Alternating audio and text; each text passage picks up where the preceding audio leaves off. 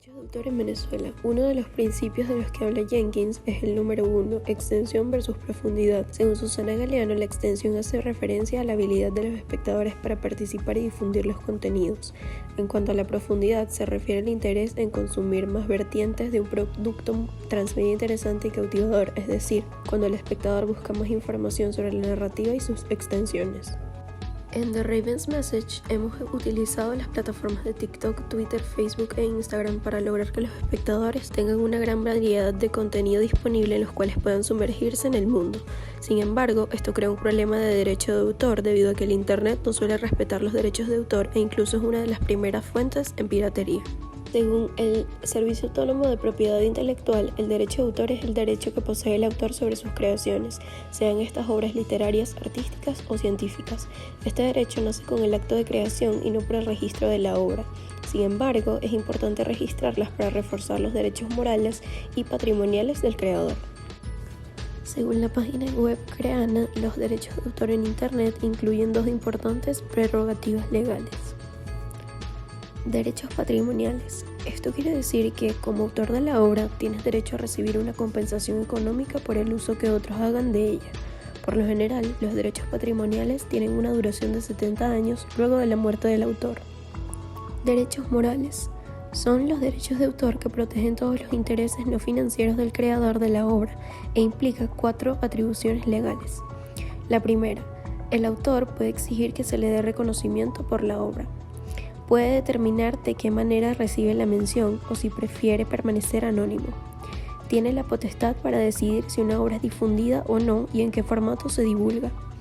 Y puede impedir que la obra se modifique de cualquier manera si considera que la modificación va en contra de sus intereses como autor. Límites en la transmedia, ventajas versus desventajas. Los límites en la transmedia se han ido modificando a lo largo de los años. Los principios de Henry Jenkins que más pueden afectar en los límites de nuestra historia o universo serían: continuidad, que según Susana Galeano es la coherencia y credibilidad que debe haber en la historia. Esta historia debe seguir una línea común, por lo que no debe tener contradicciones. Al no tener un límite y extender nuestra historia a un universo indefinidamente, se pueden ir haciendo borrosas líneas o normas que rigen el mundo y puede que sin querer se haga una contradicción por lo extenso de la historia. Aunque hay soluciones para poder solventar estos errores, la audiencia se da cuenta haciendo que pueda perder el interés y que pierda credibilidad en el mundo que se creó y hasta en los autores de esta. Un ejemplo y su solución sería el mundo que creó Marvel. Por su extensión de más de 60 años han cometido contradicciones y errores. Los fans se daban cuenta, por lo que poco a poco Marvel se fue desarrollando con la idea de los multiversos, para darle un sentido a esas contradicciones que ahora dejaban de ser un error y tenían un respaldo en la historia. También en DC Comics tiene un ejemplo conocido con Superman estando en 2 partes al mismo tiempo. La audiencia se dio cuenta de este error que, aunque Superman sea un héroe y alienígena, le es imposible estar en 2 lugares a la vez porque no era uno de sus poderes. No seguía las reglas establecidas del mundo, por lo cual la editorial decidió solucionarlo con explicar que uno de los Supermanes es de la Tierra 2, es decir, crearon otro universo. Hasta en un momento, por otra contradicción en la historia, tuvieron que crear una Tierra 3. Construcción del mundo. Según Susana Galeano, se debe construir un universo con reglas y características que le permitan ser expandido en diferentes plataformas y formatos, ya sea real o ficticio. Dependiendo cómo se haya planteado este universo, se podrá o no generar una relación con el espectador. Asimismo, una buena historia transmedia se logra al tener unas reglas y características en específico para poder desarrollar el mundo. Es decir, ponerle límites, no en su extensión como tal, pero sí en cómo se desenvuelven las acciones en este mundo, lo que se permite hacer y lo que no. Un ejemplo sería The Wire.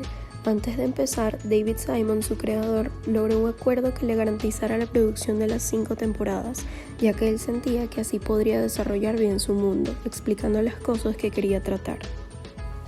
Por lo tanto, el límite de un mundo transmedia es difuso y siempre está sujeto a cambios. El poder tener un universo muy extenso o más corto siempre depende de que se esté atento para que se usen correctamente todos los principios de Henry Jenkins y así poder lograr una conexión con la audiencia, que ésta se sumerja en el universo que se está creando y que al entender las reglas y límites que rigen a ese mundo, ellos también puedan ser co-creadores, logrando expandir el universo con la creación de nuevas historias. ¿Qué es la gamificación? La página web Educación 3.0 explica que la gamificación es una técnica de aprendizaje que traslada la mecánica de los juegos al ámbito educativo profesional con el fin de conseguir mejores resultados. Sirve para absorber conocimientos, para mejorar alguna habilidad, para recompensar acciones concretas.